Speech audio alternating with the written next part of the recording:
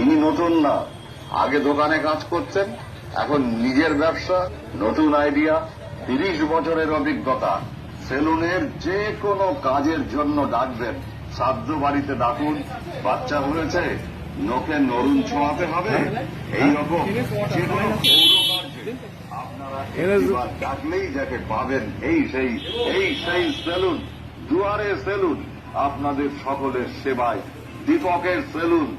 এসে গেছে দীপক ভাই, বাড়ি গিয়ে চুল কাটায়। এসে গেছে দীপক ভাই, বাড়ি গিয়ে চুল কাটায়। হওয়া বাড়ি, মরা বাড়ি, কল করুন, দীপক হাজির।